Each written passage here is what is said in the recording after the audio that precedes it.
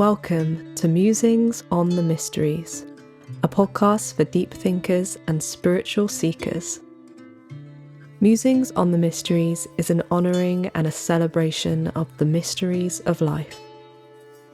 Discover our two subgroups, A Life with Soul, where you hear how people's life paths have been shaken and transformed by experiences of the spiritual, emotional, sacred and profound, and Dreams, an exploration of nighttime dreams and the themes and insights that they inspire. I'm your host, Georgia Palmer, aka Priestess of the Mysteries, and today I'm talking with Tahya, creator of the 21st Century Ceremonial Systrum and the Tahya technique of sacred dance.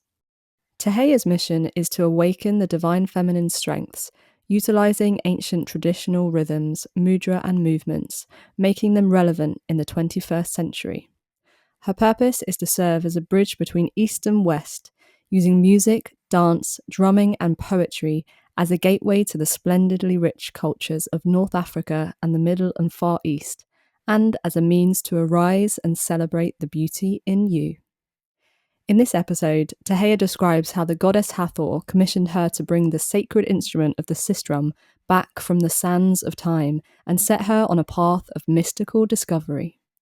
I hope you enjoy the episode and stick around until the end for a guided meditation. Welcome everyone to episode 3 of Musings on the Mysteries and my second interview. Today I'm speaking to Tahya.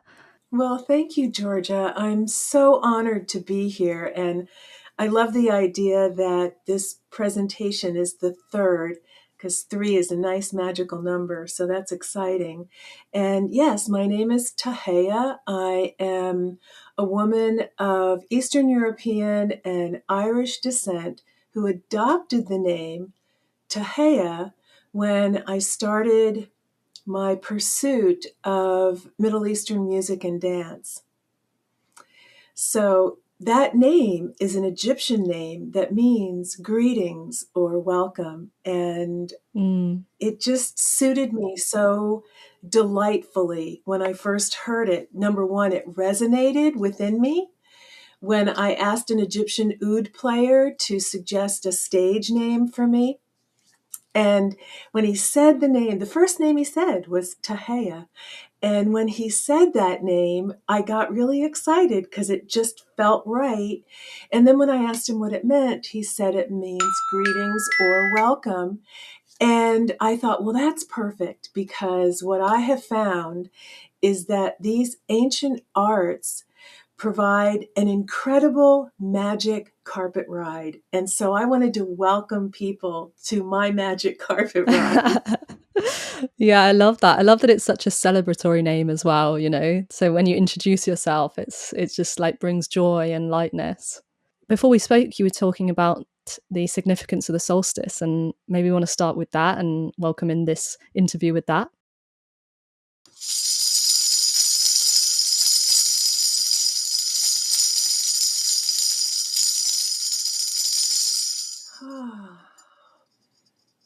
Thank you for that invitation. The solstice has always been meaningful to me, and this is an instrument that I designed based on my own independent research around this instrument, this percussion instrument, handheld percussion instrument, that when I traveled to Egypt in 2007, I saw carved on all the temple walls. And it's also depicted in tomb paintings and papyrus. And so when I came back from Egypt, I really wanted to hold a sistrum in my hand. I already had been pursuing a path of playing tambourine and finger cymbals and frame drum. So I wanted to add this to my collection because I saw so many women being depicted playing it. So it was abundantly clear to me that it's part of our lineage as the sacred timekeepers to also include having a sistrum in our hand to process at the temple and to mark the seasons, etc. And in thinking about talking together today, I was reminded by a friend of mine to look at the book by Norman D. Ellis, The title of the book is Feasts of Light, Celebrations of the Seasons of Life, based on the Egyptian goddess mysteries. And in it, Normandy Ellis tells us about the festival of Hathor around the time of the summer solstice, which is what we're celebrating today. So I was very excited about that synchronicity. And I thought I would share with you a couple of sentences from that chapter that I found particularly meaningful to our conversation today.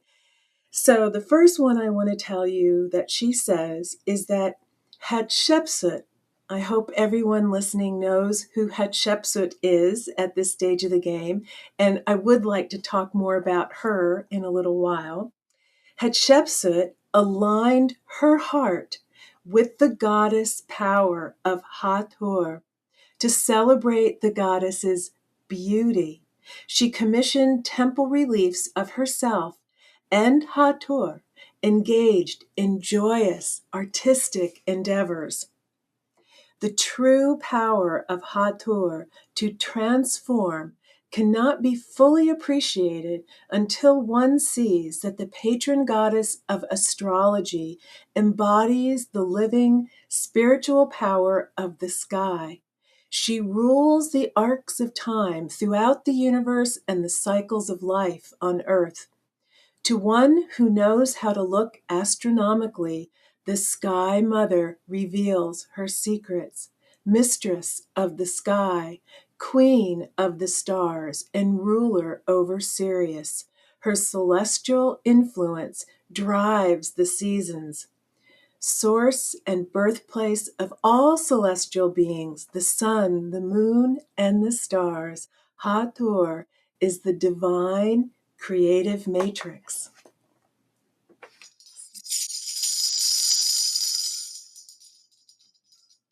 Wow, so beautiful. I love that. I never heard of her being patroness of astrology. She is known as the Great One of many names. And I know that there are several other deities that share that position, but she is certainly high standing among them. I'd love to hear from you. We're discussing where to go with this interview and how to start, because some of these things are so massive and so far reaching, our journeys on this life, on this path. So I'd like you to start wherever feels comfortable, natural for you. Maybe you want to start in childhood and how things were for you growing up. Indeed, it is a very magical, mysterious tour that we are on in this lifetime's journey. And if I were to begin as reflecting upon my childhood, I was a very shy girl, and I was raised in a very devout Catholic home. We went to church every Sunday, and I attended parochial school for my grammar school years. And back then, the ceremonies inside the church were all conducted in Latin. So it was part of making it a very mysterious experience because I didn't know what they were saying. All I knew is that they were chanting sacred text. And in the midst of all of that, there were rituals in which the wine and the bread was transformed into the body and blood of Christ, right? So it's like really mysterious stuff going on.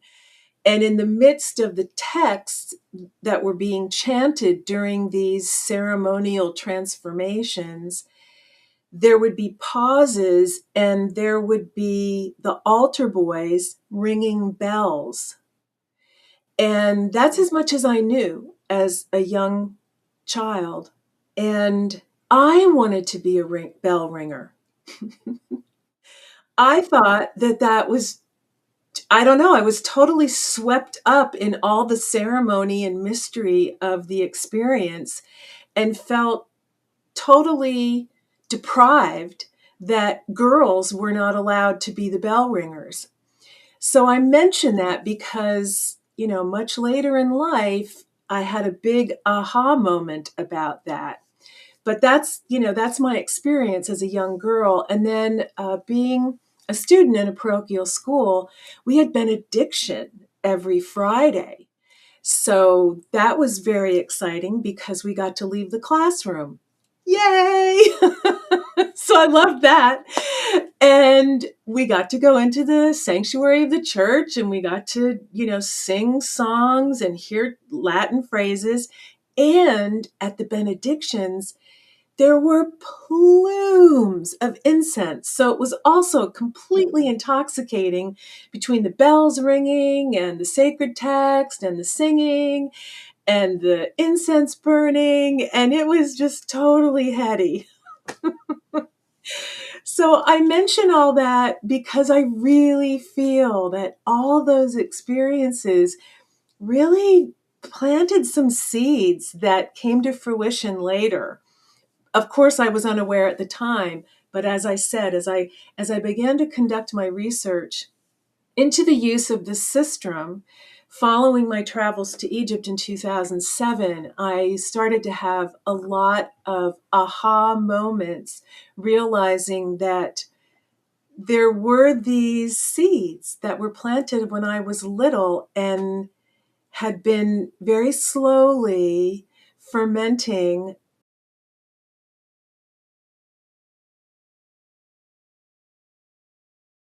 I think for most of us, those experiences in the church are our only experience of that mystical ceremonial space.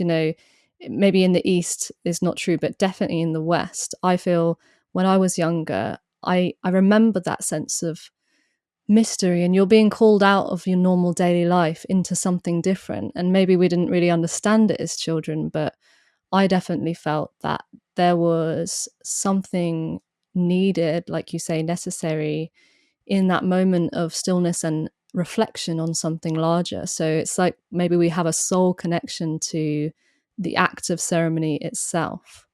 I think that's very true. Mm. I think that's very true. And I know that, in those moments, I loved to sing. I sang with my whole heart. It just was a complete experience for me to be in that mystical place, as you said, and to have the incense burning and to be encouraged to sing. It's beautiful. Mm. What drew you to want to visit Egypt? Was there something that drew you to the idea of it?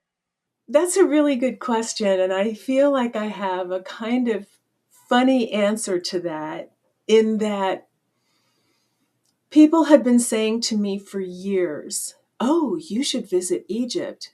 And because I was swept away on this magic carpet ride after hearing Egyptian rhythms and the intoxicating melodies back in my late teens.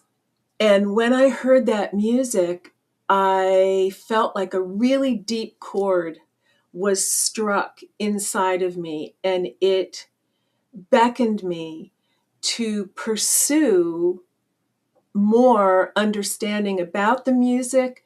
How do you dance to it? Because I always loved to dance, but I wasn't built to a ballerina's size. So I never had any dance lessons, because when I was a kid, the only dance lessons available were ballet.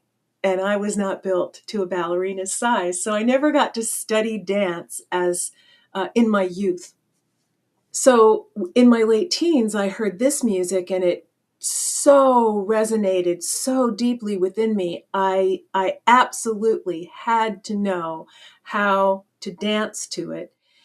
And it took a while. It took a while until I found a teacher.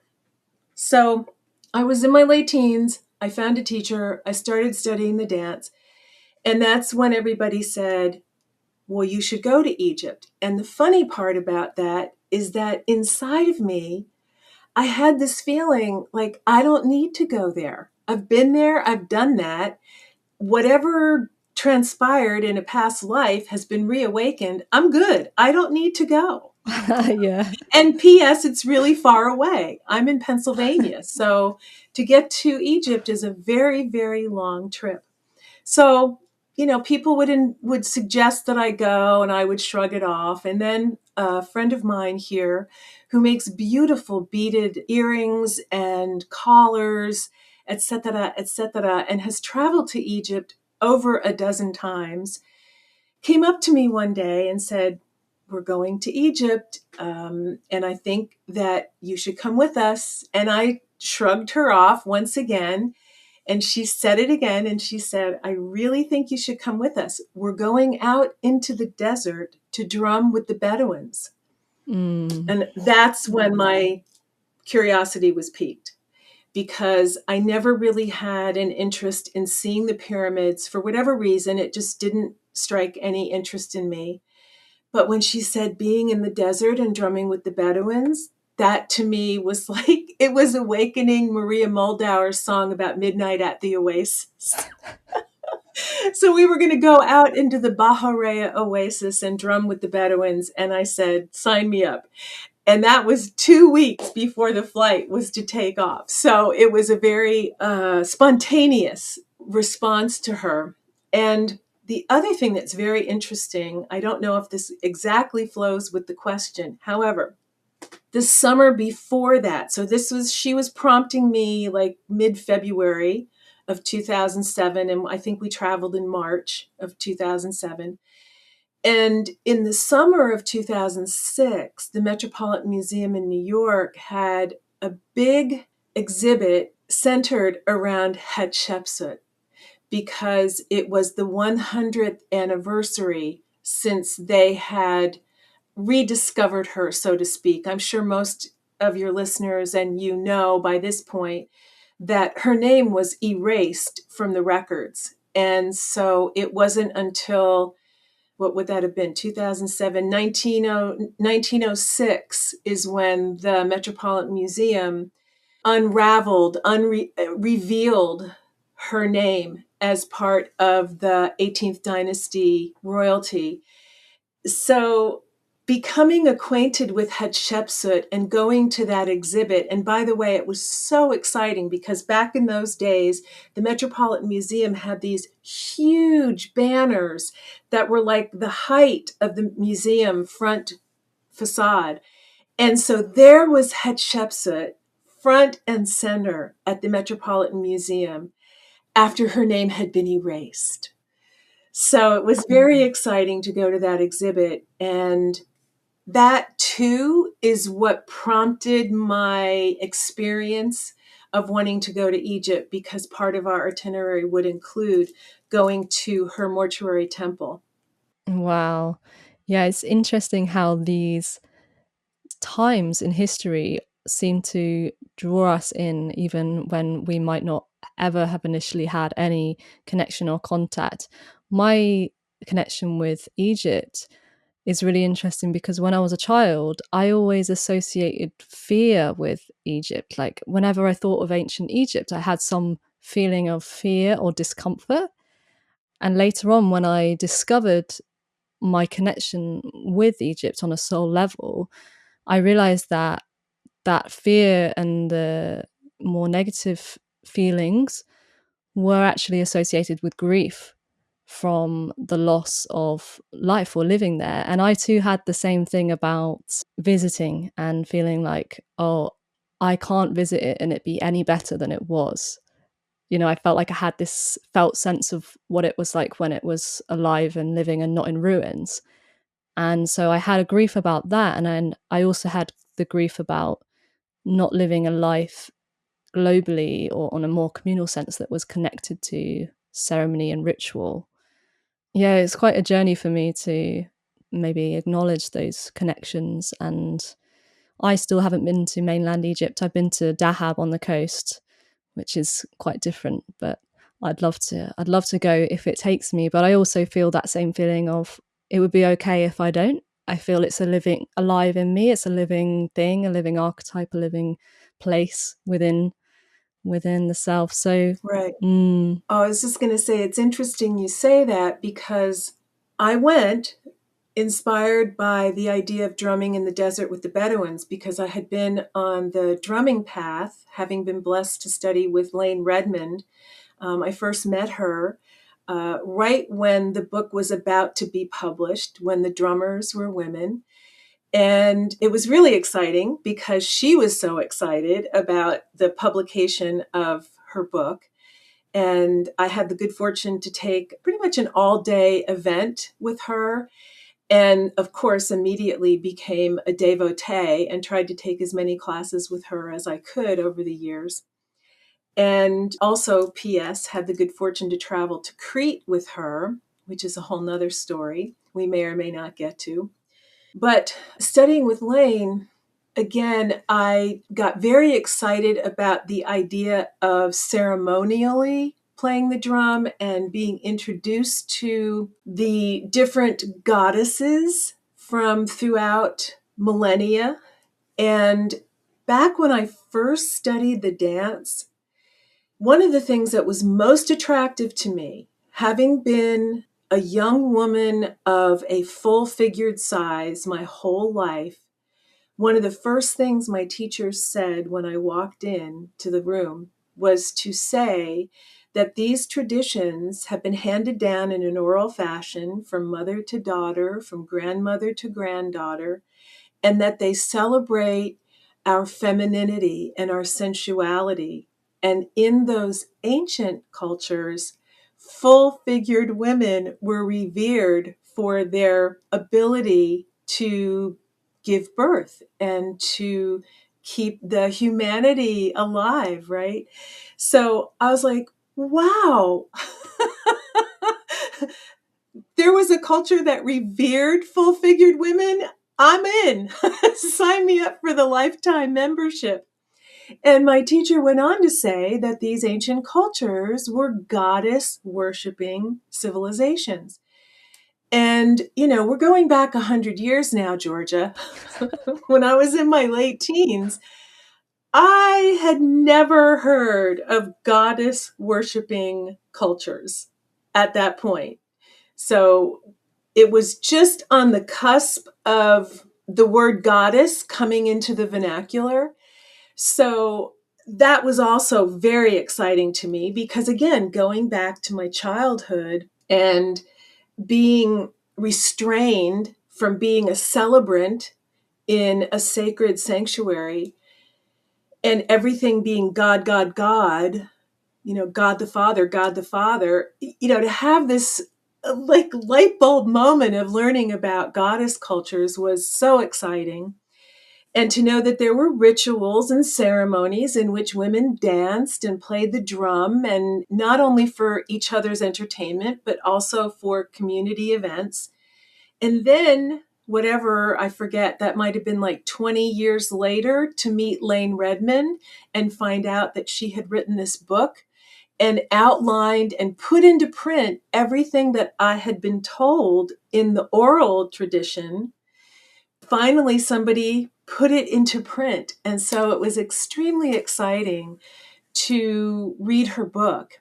And I mention that because it was in her book that she mentioned the temple dedicated to Hathor at Dendera.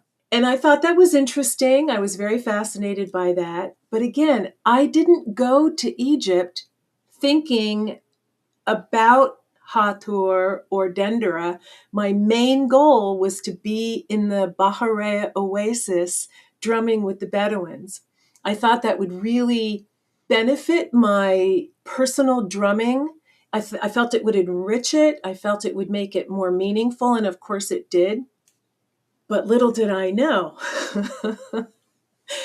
that the goddess guided me there to beckon me to bring forth what she once brought forth through me. Mm. On your trip in Egypt, did you get to visit any of the temples, or were you in the desert? I think you mentioned about seeing images of the sistrum. Oh, yes. So going back to your feeling that you are not deprived for not having been to Egypt proper, right? That you have an experience within you on a cellular level. So I was, again, interested in going to drum in the oasis. However, the itinerary definitely included going to different temple sites. And so it was wonderful and magical to be in Aswan and to go to the Temple of Isis. It's a beautiful experience because you have to take a little ferry boat over to the island, and it's just magical. And the food in Aswan is fabulous, and the whole vibe there is just great. And then we made our way up to Edfu, to the Temple of Horus. And again, at Philae, the Temple of Isis, at Edfu, the Temple of Horus, there are images of processions of women playing the sistrum. And so I found it interesting because they were playing a handheld percussion instrument. And because of my association with Lane and my admiration for her reigniting women processing with frame drums and tambourines, the Egyptian rick, finger cymbals, bell, I tried to recreate that with women in my community as well. So to be in Egypt and to see carved on the temple walls for all eternity images of women also playing another handheld percussion instrument known as the sistrum, I was so fascinated. So I was just taking it in, basically as a tourist, just finding it interesting and thinking about that for the future. And then we got to the temple dedicated to Hathor in Dendera. And it's, I'm speechless. Just even thinking about it, I get a little choked up. One thing I want to say about the trip, going back to your feeling about not knowing whether or not it's worthwhile for you to go, I want to go back to that piece because my trip was set up, I guess, because of concerns for people's safety. They had us in really long convoys, and each bus had an armed guard, etc. So they didn't want us to spend too long at any one place because they wanted to keep us under control in their effort to keep us safe. That's what I think was going on. I was a little bit oblivious to it because of the amazing experience going to these temples. But each temple site, which is massive, they have numerous buildings, and so much can be gleamed just standing on the overall property of the temple sites. And we had 30 minutes to leave the car, get onto the temple property, walk around the temples, and get back to the car. We had 30 minutes. It was like a crazy mad dash. So when I came back from Egypt, I was really bummed because it felt like I was completely rushed and hurried. And so I lamented that I have to go back. I must go back. One day I will be blessed to go back. And so I'm tying that back to your experience because the more time that elapses between my experience of being there in person and not, I'm embodying so much. I'm getting chills just talking about it. I'm embodying so much of what I gained, even in those short experiences, that I don't feel like I have to go back anymore. I mean, it would be great. I would love it. It would be amazing to be able to take this instrument that I was inspired to design and research and be able to hold in my hand and reenact those images that I saw. But it's okay. It's okay if I don't. It's okay. Now, going back to the Temple of Hathor at Dendera, got out of the car.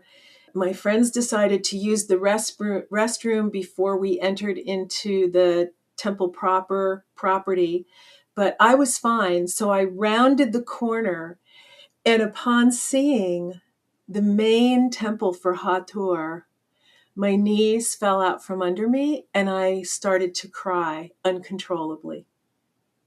And the only thing I can tell you is that I had this feeling of being welcomed home. That's so beautiful.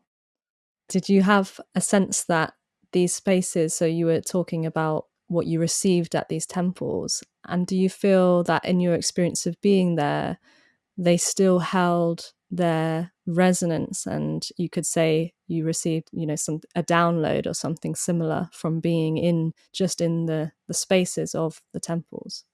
It was just standing in the dirt. I didn't, because we were so rushed, I did not even get into into the main temple. I never even walked into it, which is one of the things that I lamented, and that to this day, I do wish that I could go back and be able to hold my sistrum in the hand and to enter into the temple, and also to be able to go up onto the rooftop where there's another chapel on the rooftop.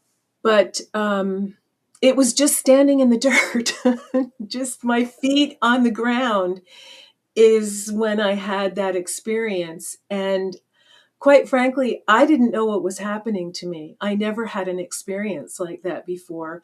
And I didn't know how to discuss it with the people I was traveling with, so I kept it to myself. And it wasn't until after I returned back to my home in Pennsylvania that the goddess came knocking and tapping on my shoulder. So I feel like there was that initial welcoming me to this new path when I literally set foot in the dirt at the temple site. And she was readying me, giving me the next download, which was asking me to reemerge the systrum in the 21st century, because it had been buried by the sands of time. It, ultimately, I think the jingles got woven in with the frame drum, and therefore we have the tambourine with the jingles on it. But back in ancient Egyptian culture, they were two independent percussion instruments. How did it come about that you were, like you say, kind of inspired or welcomed into bringing the system into the 21st century? About 2 or 3 weeks after I returned from Egypt to my home here in Pennsylvania, I still was waking up almost every night, because when you're there, it is very common to hear the call to prayer at 4 o'clock in the morning. It's an alarm you can't escape. It's like broadcast over big speakers citywide all across the country. And when I returned to Pennsylvania, I was still in that habit of thinking that I was hearing it and waking up around 4 o'clock. And about 2 or 3 weeks after my return to my home here in Pennsylvania, when I awoke, I had this unshakable knowing that I was being asked to reemerge the system. Because when I came back, I wanted one. Like I said, I was really inspired by the work that Lane Redmond was doing, and I mimicked, or it was very inspired by her producing processionals for ceremonial purposes and creating ceremonial purposes for the processions. And so I was doing that with people in my community, sometimes for a festival performance, sometimes for a wedding event, and sometimes for the opening of a special park or whatever. And I wanted to add the sistrum. Now that I had seen it on the temple walls, I wanted to add that, because clearly it was a part of women's lineage, and it was a part of women's lineage to play this particular percussion instrument. So I wanted to have one. And when I came back at that time, the only ones that were on the marketplace were a handful of individually handcrafted instruments, and they were very crude, and they didn't look anything, in my opinion, like what I had seen on the temple walls. And so I just thought that was a bloody shame, and kind of said, well, that's a bummer. And then, as I said, about 2 or 3 weeks into my return, I had this knowing that I was being asked to reemerge it in the 21st century. And quite frankly, I tried to shrug it off. I'm like, I don't know anything about instrument design. Who am I? How could I possibly do this? You must have the wrong girl. It must be quite a big thing to design and build an instrument, and make sure the sound sounds right. It was, yeah, I really, again, I'm kind of tongue tied thinking about that moment, because I just thought, I don't think you're asking the right person. I don't know anything about this. And I would just say that she wouldn't let me go. She insisted. So a couple days later, I had the realization that studying with Lane Redmond, studying with Glenn Velez, doing work with my dear beloved friend Paolo Mattioli, who was the djembe drum designer for Remo Manufacturing, that I knew a lot of people who were having frame drums crafted according to their specifications. And I realized that crafting of those instruments meant bending wood.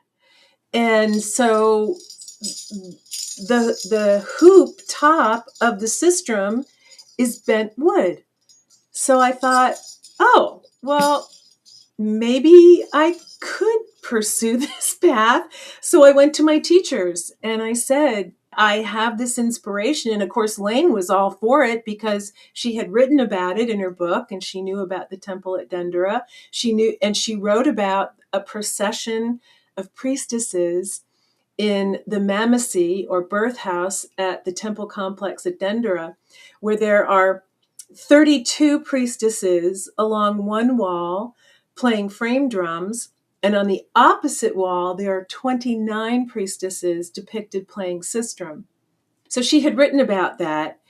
And by the way, as another aside, that was one of the reasons I didn't get into the main temple at Dendera, because Lane had written about that procession of women playing frame drums and sistrum, but she didn't have a picture of the sistrum players. So I didn't have an idea of what that looked like. I didn't exactly understand what the sistrum looked like. I didn't know what the women looked like holding it. How did they hold it? What was their posture? And so my idea at Dendera was to get to that building and see that procession. And there aren't any signs. There aren't any signs telling you, if you want to see this, go here. At least not at that time. So it was a little challenging because I didn't know where to look in this building. And so I had to kind of scramble. And it ended up that it was only about maybe a 7-inch tall border along the bottom of a wall, like down along the floor line, which makes sense because they were processing. So they were being depicted processing along the floor line.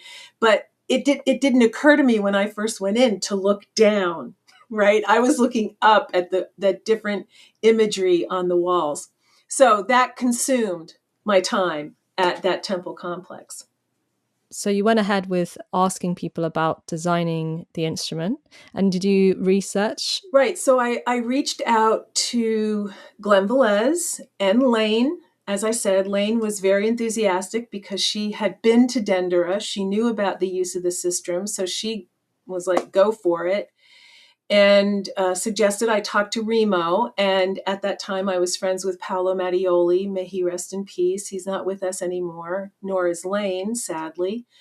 So they both gave me their blessings and said, talk to Remo Belli at Remo Manufacturing. And I did. And he said that, he gave me his blessing, but he wasn't interested in producing it. So then I went to Glenn, who was working with Cooperman frame drums at the time. And they were doing beautiful designs. In fact, I have several of their drums. They're fabulous drums. They're so good. And they're a really nice group of people up in Vermont at the Cooperman Manufacturing Drum Company. And I approached them with Glenn's blessing, and they agreed to explore this. And so we were off to the races. And we kind of played around with a few different designs. And it took 7 years to bring the instrument to fruition. So it was an interesting journey. I had to work with industrial artists who could take. So this design on the instrument of this image of Hathor is from an instrument that belonged to a chantress by the name of Hanut Awi.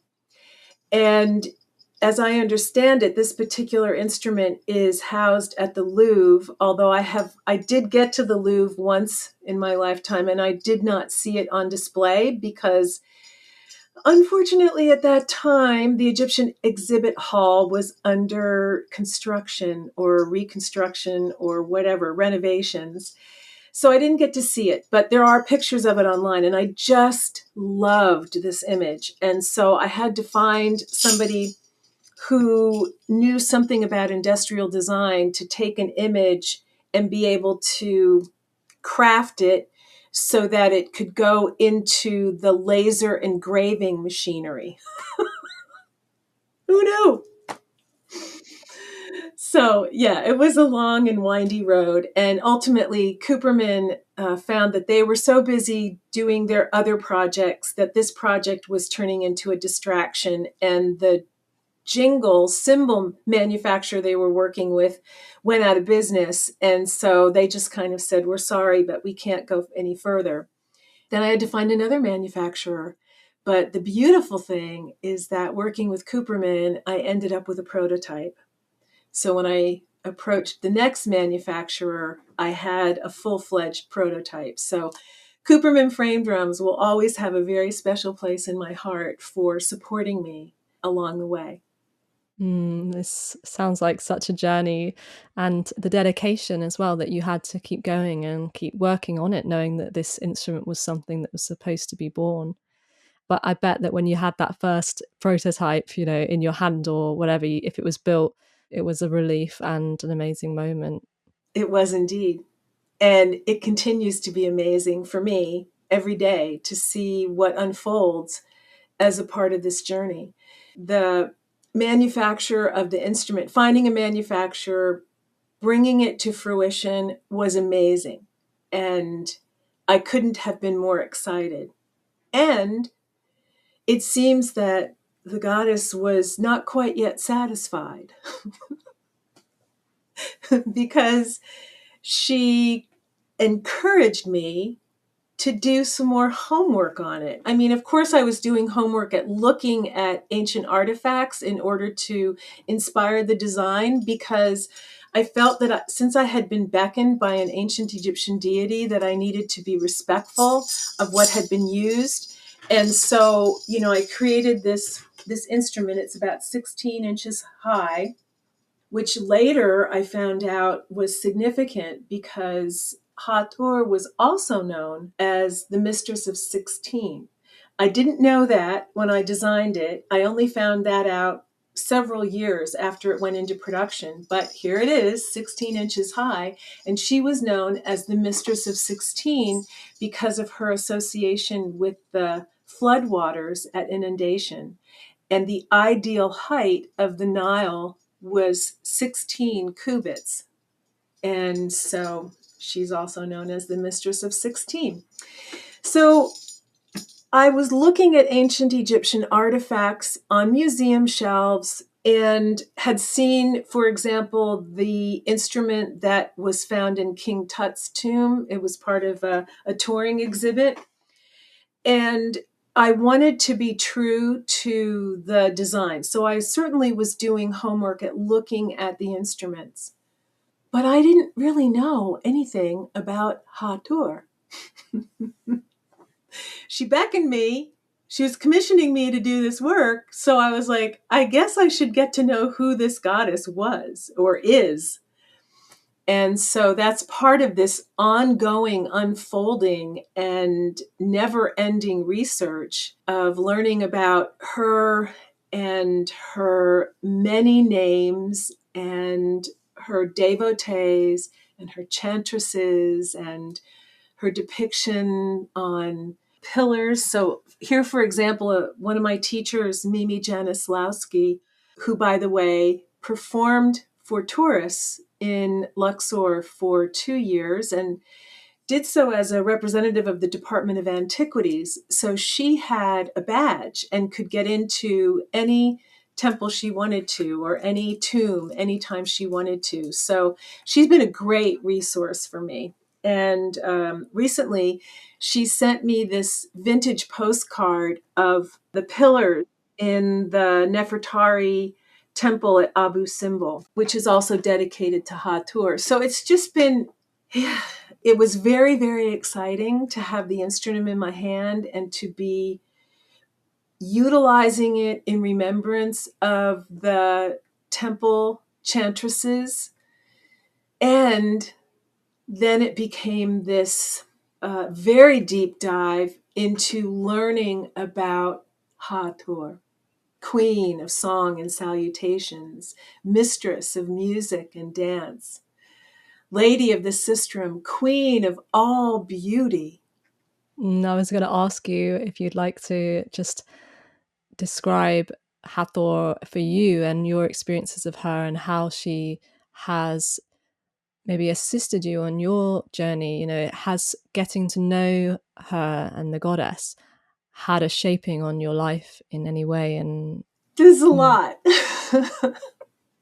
It's a lot. It's a lot. She's massive. She's all encompassing as far as I'm concerned. And again, she keeps guiding me. So I listen to her guidance.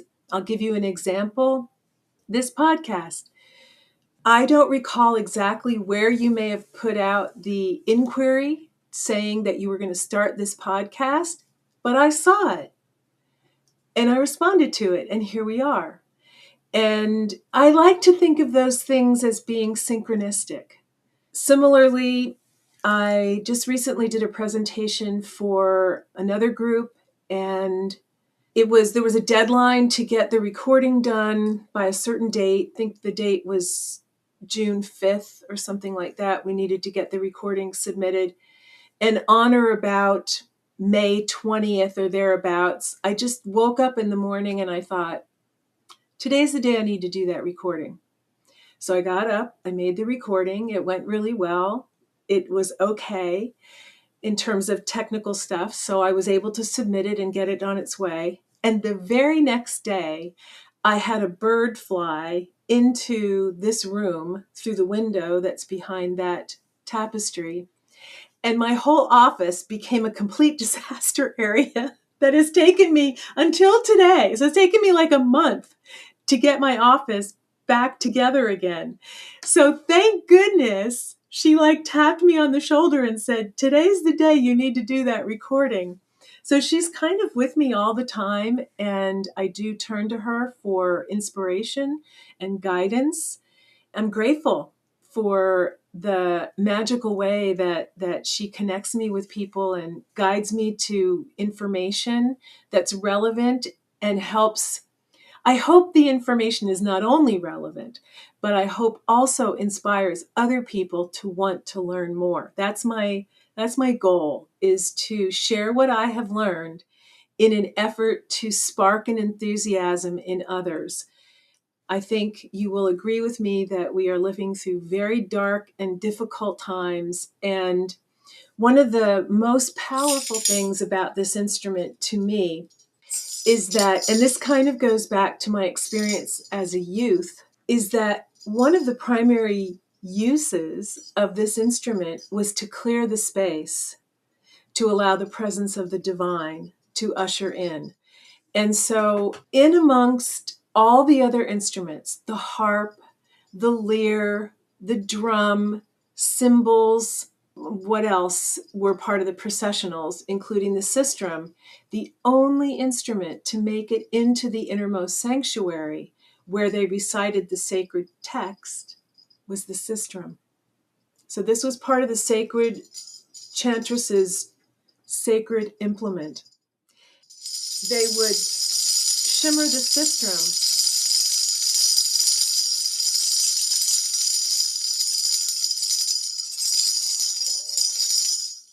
to clear the space of any negative energy, to allow for a clear, sweet, harmonious space, to allow the presence of the divine to usher in.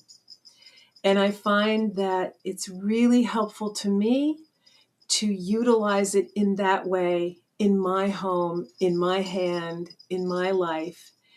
And I think about all the women that are around the world playing frame drums as the drum is being remembered as part of our lineage. And there are more and more women gathering together playing the drum.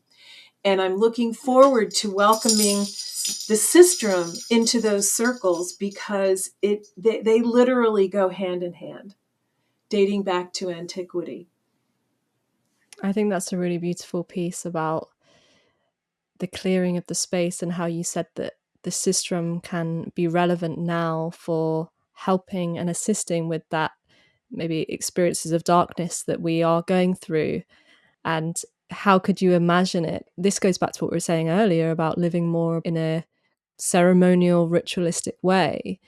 I believe that probably back a long time ago, if things were out of balance in our society and in nature, then maybe ceremony would be done and ritual would be done. And it would include these instruments, like you said. And yeah, it's kind of a prayer of mine that we can find our way back to tackling these problems in ritualistic ceremonial ways and in approaching the divine and the ancestors for that assistance of knowing how to live more in balance again. Yes, indeed. Your systrums are available. We can go to that now. Your systrums are available to purchase on your website. Yes, yes. Tahya.com. Tahya, Tahya.com. And you can read lots of information about the instrument itself, as well as having the opportunity to acquire one and have one or two in your home. I started out playing the sistrum with one hand, but recently I started playing double fisted, so to speak, and I'm finding it really exciting to play a rhythm pattern with one in each hand. And I also have taken the information that I have researched and put into a PowerPoint presentation showing beautiful images of queens and royalty, as well as the musician priestesses who used these instruments for different occasions, whether they were community celebrations and out in the open air, or whether they were in the innermost sanctuary of the temple. What we've learned is that, or what has been discovered, is that women served as musician priestesses in the temple, but they were not necessarily residents of the temple like we would think of nuns in a convent. It wasn't like that. They were everyday women, and they devoted I think 90 days service at the temple and then rotated out.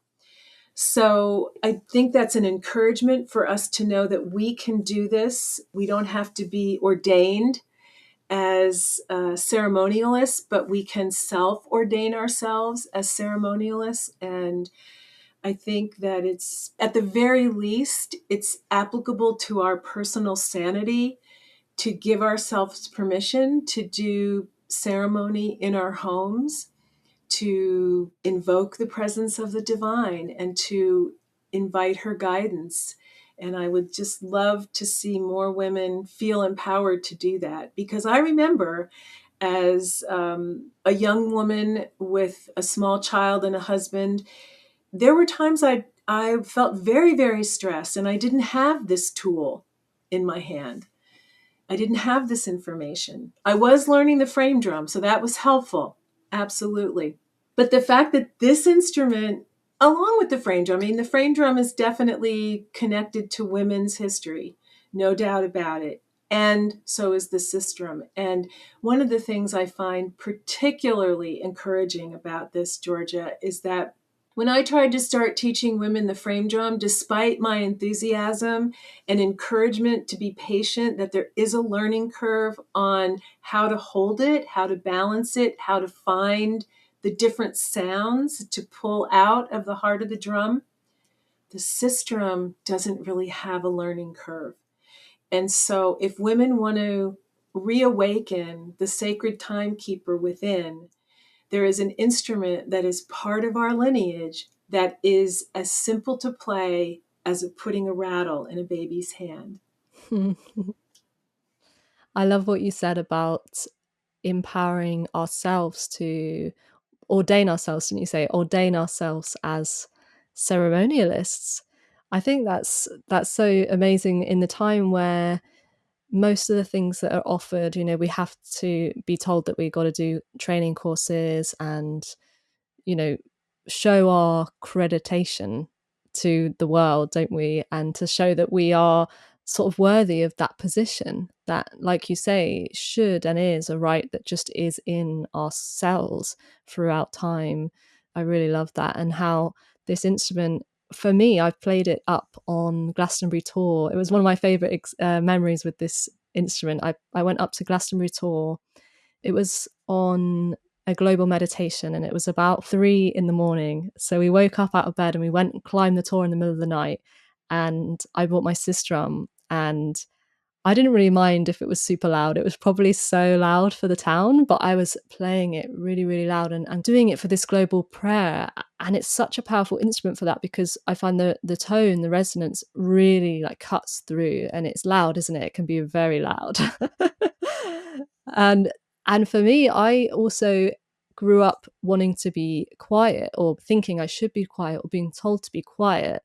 It was quite a journey for me with learning the drums and percussion actually to play loud. At first I would just tap away at things like just not wanting to be loud. And with this instrument, it's, you can't really be quiet. You can do it gently, gently, gently, but if you're really in the energy of it, it is loud and it cuts through. And even if you're playing it in a circle of drummers, it's got that high frequency, doesn't it, where you will be heard. And I think that's a massive point, that we should be being heard as women and as beings, non-gender at all, have the courage to be heard again in life. And I just love that. I do too. I'm really glad you brought that up. Thank you. And I will say that when I designed this instrument, I elected to have 16 jingles in this design. And that was deliberate on my part. That's one piece of the historical aspect that is not necessarily accurate. I did design it with the snake rods. That was deliberate on my part because pretty much every instrument that I saw had the snake rods. However, most instruments that I saw had far less jingles. But because I was doing outdoor performances, I wanted it to have a robust sound.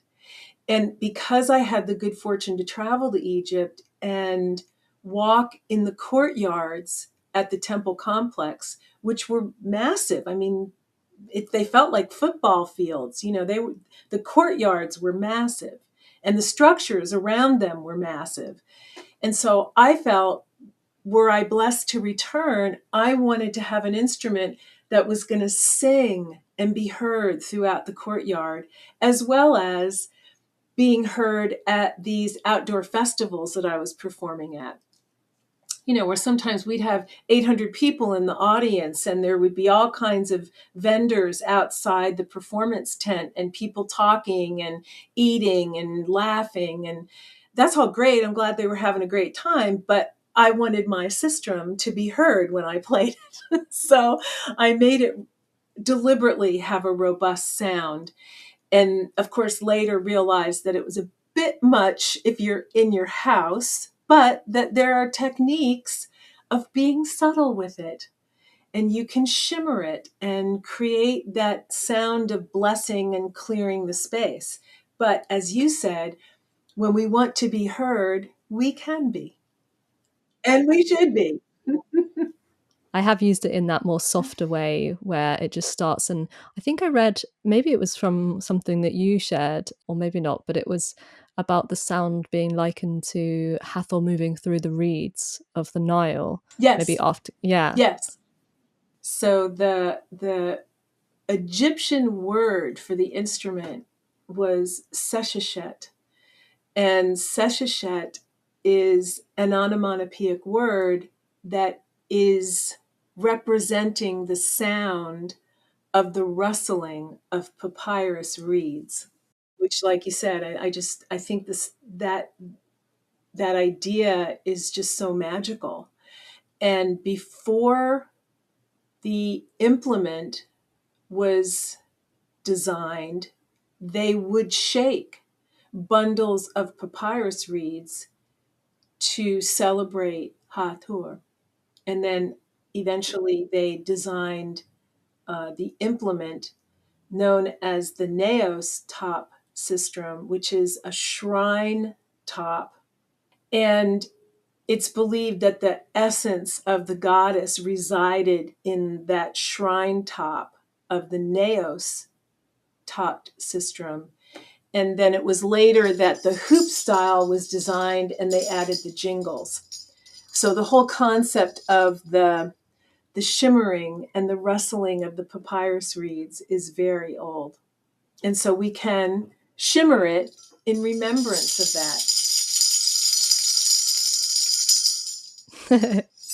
It's beautiful to see your enthusiasm and love for this instrument that you've created. It must feel really, really beautiful. And bringing it a full circle is such a powerful thing to do, you know, to actually follow through with that invitation that you were given or being asked from Hathor, because I feel that there's probably lots of times that we actually do get asked to do things and we don't live it out and see it through. And so I'm commending you on your courage and determination to bring that through to the end. Perseverance. Key phrase, perseverance. But I mean, when it's something that you are passionate about, it's easy to persevere. And I did feel very strongly about it. And I don't know if you're familiar with this book, and quite frankly, I can't remember the title of it, but it had something to do with magic. And it was written by Elizabeth Gilbert, the woman who wrote Eat, Pray, Love. And so one of her books that followed that was something about magic. And or maybe I just heard her talk about it. She did a lecture here locally a few years back, and she just talked about how there are things that are basically floating around. There are ideas that are up here. And when it kind of swoops down into your field of vision, if you don't grab a hold of it, it's going to move on. And maybe somebody else will grab a hold of it, maybe not.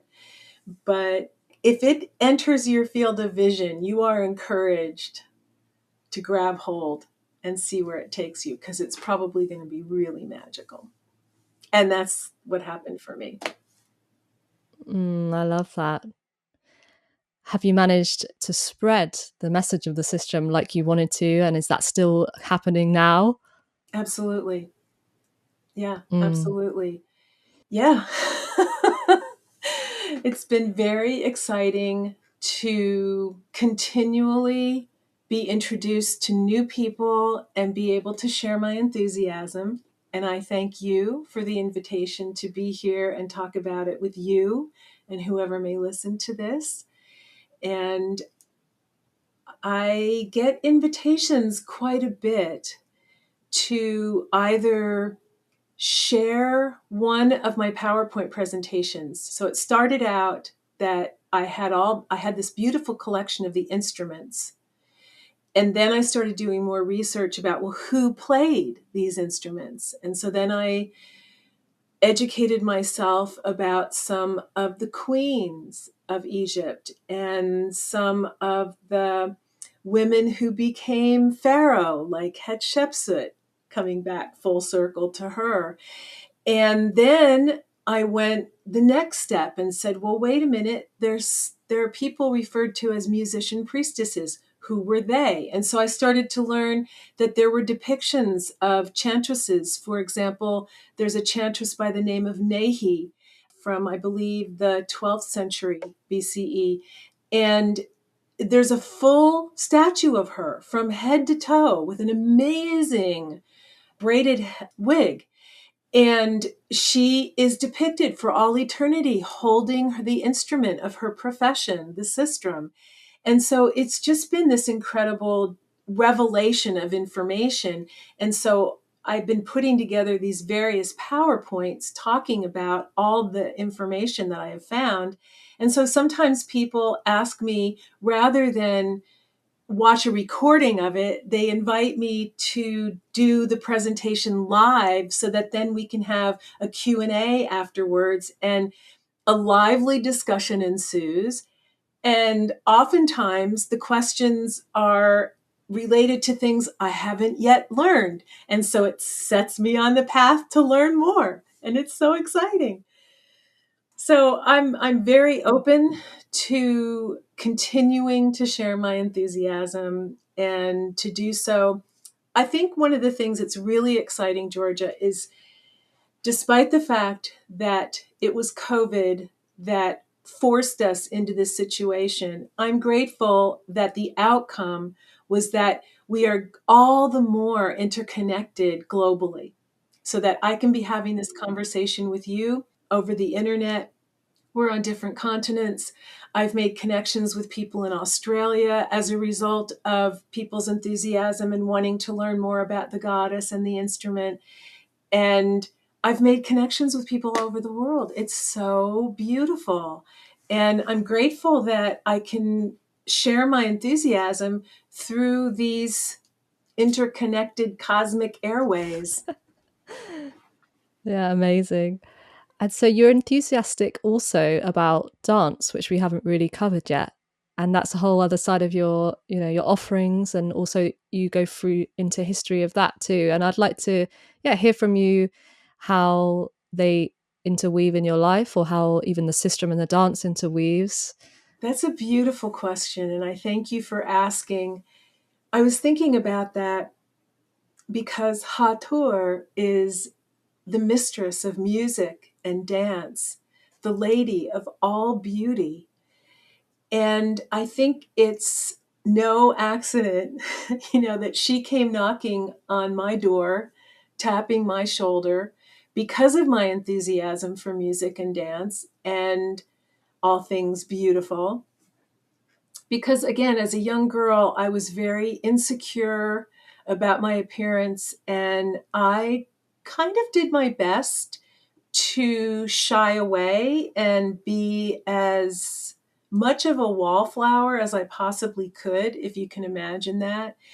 And when the music first beckoned me, as I said, it really awakened something deep inside that said, you know how to do this. And so, for example, when I first started studying the dance, my teacher was insistent that we learn to play finger cymbals. And I never had to really much practice my finger cymbals. I was kind of a natural at playing them. And so that's what also leads me to think that there's a past life experience that had to have been awakened in me. I mean, as I said at the onset, I'm born and raised in the US with Central European and Irish descent. So why would I be so interested in ancient Egyptian rhythms? It just kind of doesn't make sense in a linear fashion exactly, but it was awakened in me. And so I loved the fact that the dance celebrated women of all shapes, all sizes, all ages, that, there was reverence for grandmother, knowing the magic of the dance and sharing it with her daughter and her granddaughter. And that too was something I was unfamiliar with, the whole idea of revering our elders. Our culture is so ready to discard the elders and our seniors. And of course, now I'm one of them. So I'm grateful for your interest. But I think it's really important. And it just really excited me to know that There were cultures that respected what grandmother had to say. And in the process of learning the moves and learning that they were a celebration of our sensuality, again, having been raised in a Catholic home, I didn't even ever hear the word sensuality, much less celebrate it. So it was, wonderful to be liberated to express myself through sensual moves, utilizing the body that I was born into. Again, the whole idea of wearing, beautiful earrings and being colorful, I feel brings me back to Hathor, Lady of Beauty. So I just feel like she's been weaving in and out of my life for a long time. I just didn't know about it until she welcomed me home at Dendera. Such a glorious interweaving. And I wanted to ask you about your mudras. You mentioned about the hand placements and movements involved in the dance and in the dance that you share and teach.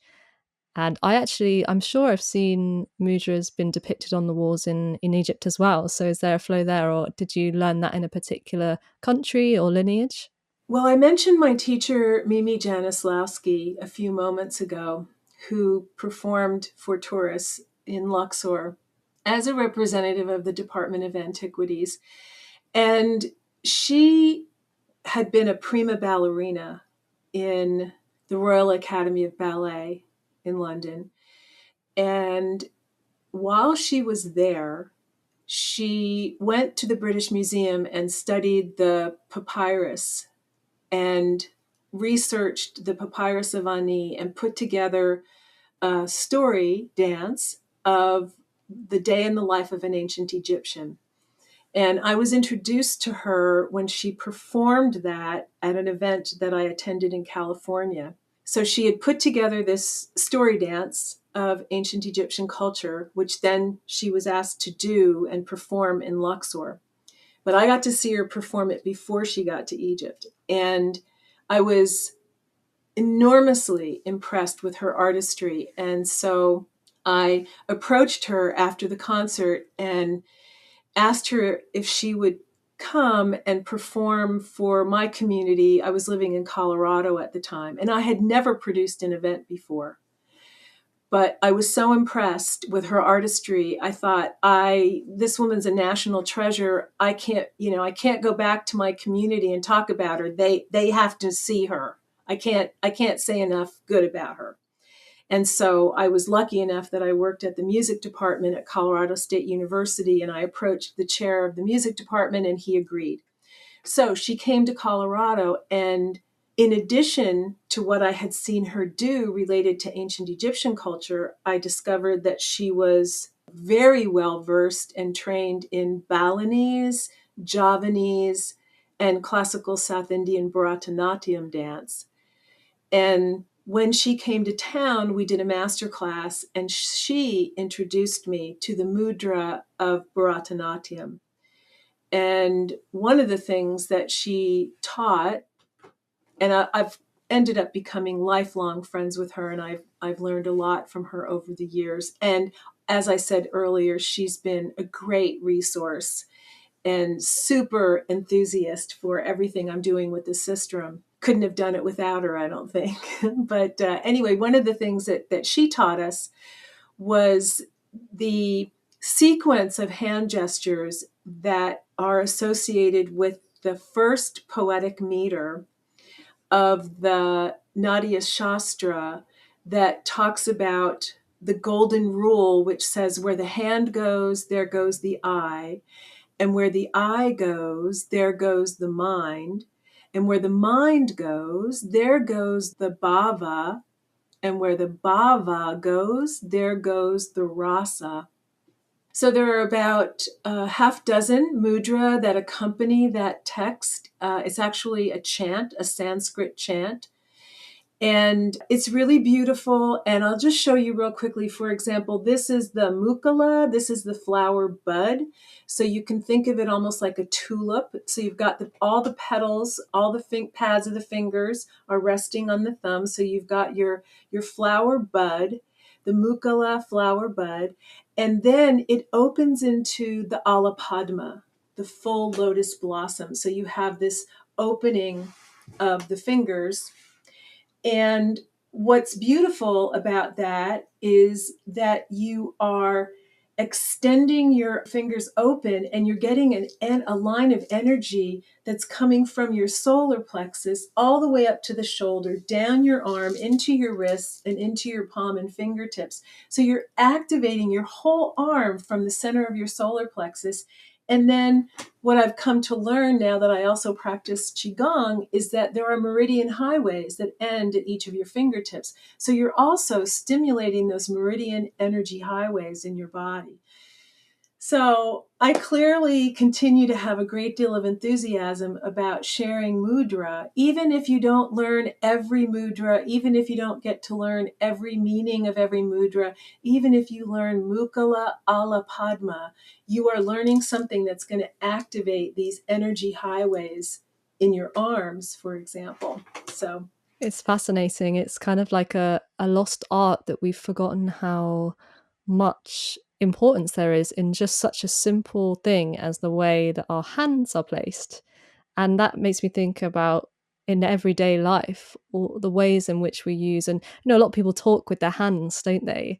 And how maybe all of that is remnants of these almost, again, it goes back to ritualistic way of life, that actually everything we do and did do had some sort of significance that was deeper than, oh, it's just happening. It's got a purpose. And I love that idea of living that everything has a purpose, even the way that we move our hands. I actually do that one quite a lot. But also how we've lost that in some places. We've lost the art of how those things link to our health and to our system, and how we have the power to heal ourselves every day, every moment in the actions that we do. And I'm sure that you and people who have studied the same dance with you have experienced also health benefits and spiritual benefits and everything through this work. I hope so. I certainly hope so.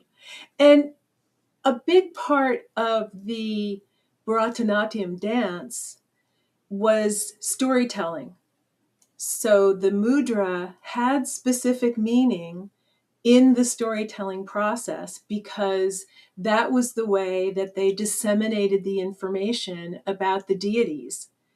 And so it's all interwoven, like you said, with ceremony and ritual, and also learning about the deities in that culture. And so that also makes it an interesting, meaningful experience. And the dancers were Devadasis, and so they had a sacred place in the culture, holding the responsibility of transmitting the information to the general populace. And the other thing I wanted to mention, since you talked about the health aspect, is that I do try to make a habit of anytime I do a presentation to show people the Kata Kamuka mudra, which is just resting the first two fingers on your thumbs and the other two fingers are elevated, and then rolling the wrist. So you're getting that lubricating motion of the wrist, and then you open into Alapadma. And I talk about that because it's a relatively simple gesture, and we're all so committed to holding the phones now in our hand and creating cramping in our hands and our fingers. We also have our hands on a keyboard at the computer, or maybe we're gripping our steering wheel.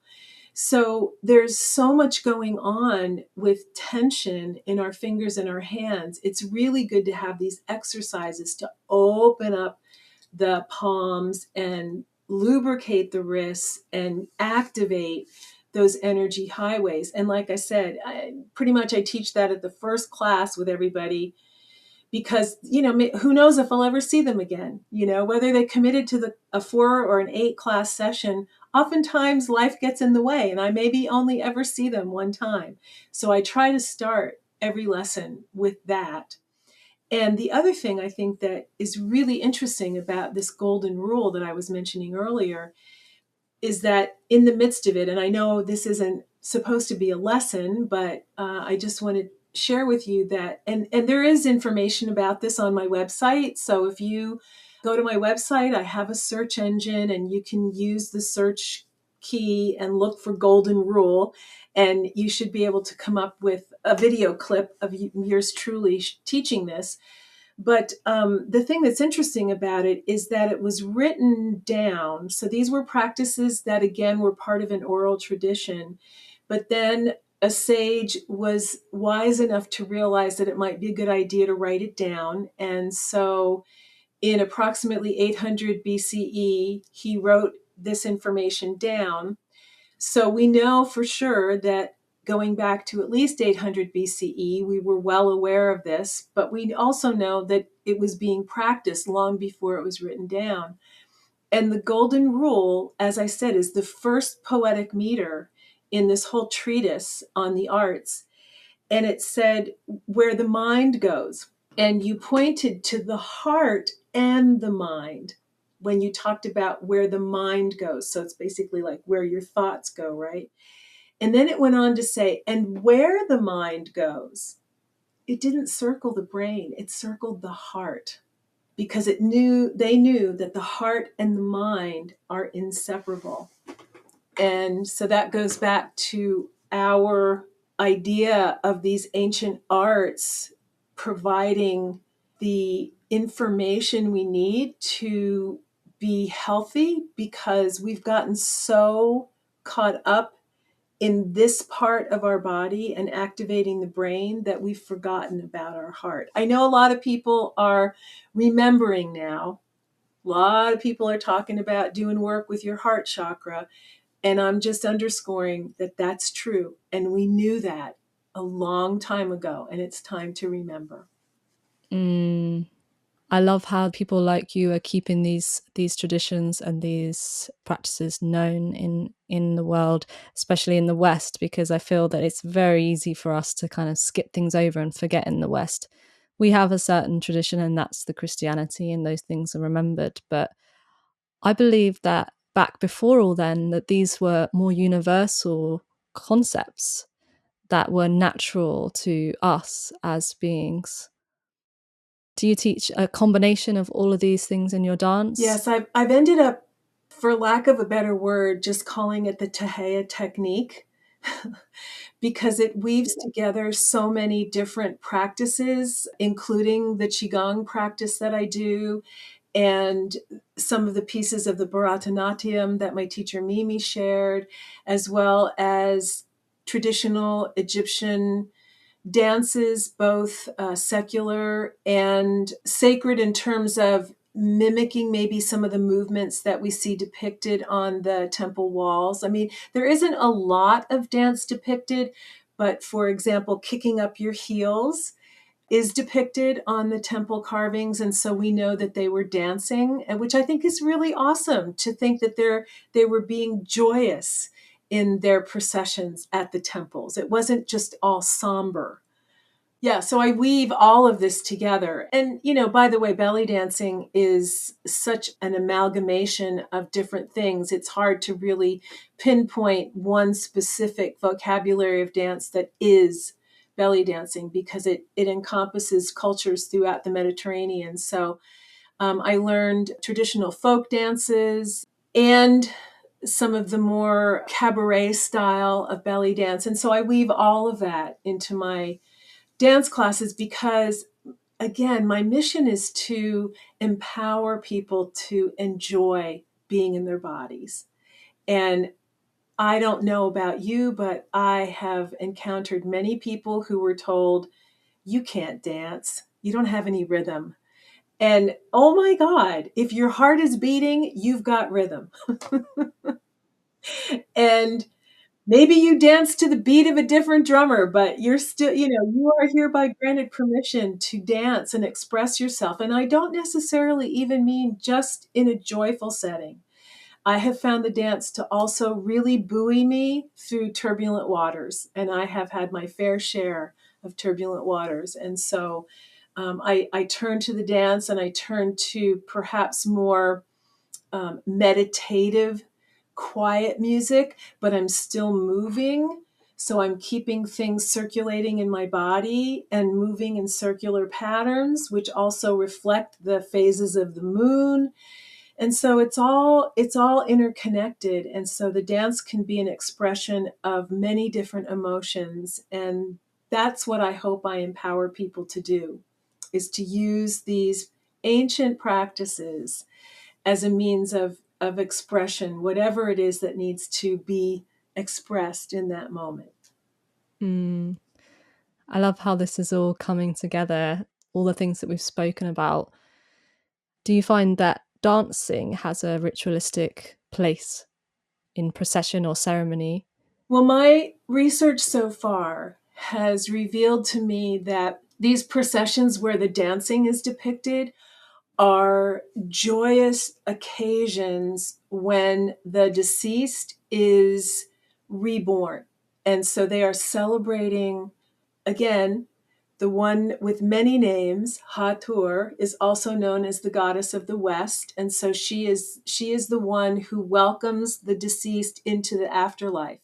And so when they are being welcomed into the afterlife, it is a joyous procession with clackers and sistrum and cymbals and drums and dancing. Mm. It's such a different view of funerals that we have here. Obviously, no one enjoys funerals, and I feel that obviously there's supposed to be the somber aspect, but I think there's the part that's missing of that celebration of people's life and how that we can sing them and dance them into their new life as they've passed over. And for me, having my experience with my dad passing away and other people close to me, it feels that the way they would want us to be is in joy and celebration around their life and around the things that they brought to life. So I love that idea of the celebration of a funeral. Yes, it's beautiful. How can you bring everything together and describe to people maybe what this path has brought you and how you see it all as a whole? If there's like a little piece that can encapsulate this journey that you've been on. It is challenging to encapsulate this wide, broad brushstroke of the different traditional arts that I have pursued and woven into my personal practice that I try to share with a great deal of enthusiasm. I recognize that my class participants are not going to learn everything I have learned, but if they can take bits and pieces and then move forward with that in whatever way is meant for them, then I'm grateful to be a part of that journey for them. And another aspect of my pursuit of drumming has been also befriending Alessandra Belloni. And several years ago, I accompanied her on a trip to Tuscany. And the title of that trip was Rhythm is the Cure. And my experiences with Paolo Mattioli, who also was very influential in my experience of sharing the joy of drumming, those two people together really embodied for me that rhythm is the cure. And so the other piece I add to that is dance is my medicine. I don't think I could get through, as I said, particularly the difficult times, if I didn't have these practices at my fingertips to keep my spirit elevated and to keep my blood circulating and oxygen flowing. So, rhythm is the cure, dance is my medicine. Beautiful. I don't know if you feel complete with what we've shared. Do you feel this is a good place to kind of enclose? Great. So maybe you want to just I share. do. Thank you so much. No worries. Maybe you just want to share with us how to find you again and your website and any other social situations. Yes, thank you very much. if you're looking for me, the best place to find me is at my website, tahya.com. I have links to my socials there on Instagram and Facebook. And I have information regarding online lessons that I share, so that if you're not available to join me here in Eastern Pennsylvania in person, I am happy to welcome you to my online Zoom classes. I offer classes both as an introduction to beautiful Egyptian rhythms on the frame drum, and I apply them to the sistrum. And I also teach aspects of the dance. And so it would be my honor to welcome you to those classes. Thanks so much for being here. It was a really beautiful conversation, and it's just so lovely to finally meet you in person and chat like this. And Mike? I feel a resonance with so much of what you shared, and that this connection with Hathor has brought us together and continue this web. My heart is filled with joy. Thank you so much. And I think I told you this in an email, but I thought it was so cool that the Martin Guitar people put you on one of their promo magazines or whatever as the cover girl, because they're right here. They're 10 minutes from my house. Yeah, that was. So we have that little thread connecting us.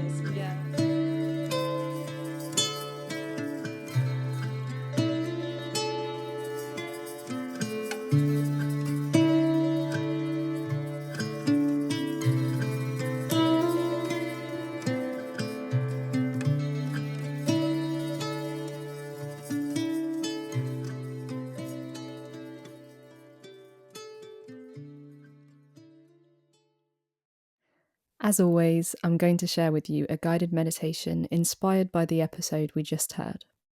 So take a moment to get comfortable and begin by closing your eyes and taking a few deep breaths.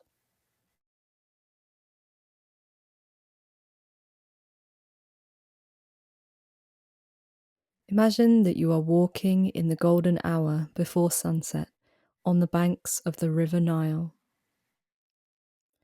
The air is humid and still, and you can hear the sounds of water birds and smell the grasses and reeds around you. With a faint rustling and tingling, you notice the reeds in front of you are moving, as if someone is walking towards you from within them. As you watch, you first see horns emerging, followed by the huge body of a cow. You feel no fear as she gracefully walks towards you, looking at you softly with watery eyes. She keeps stepping towards you until she is right in front of your body, and you gently hold out your hand towards her. She allows you to stroke her on the head, and as you do, you get the distinct feeling of being blessed and honoured by this majestic being. You get the sense that she can see right into your depths, into the core essence of you and your sacred mission in this life. All of it is being blessed by Hathor. As she peers into your depths, she also sees the hardships, sufferings, errors, and regrets hidden inside of your heart. This too she blesses with unconditional love and respect. You feel as though you have been totally witnessed, totally understood, totally loved. Slowly, the cow withdraws from your touch and gives you a last glance with her soft, watery eyes as she turns and heads back to the reeds and the waters of the Nile. You watch her as her body gets slowly encapsulated and devoured by the papyrus reeds, and she is out of sight. Blessings on your journey. Thank you so much for listening, and I hope that you will join me on the next episode.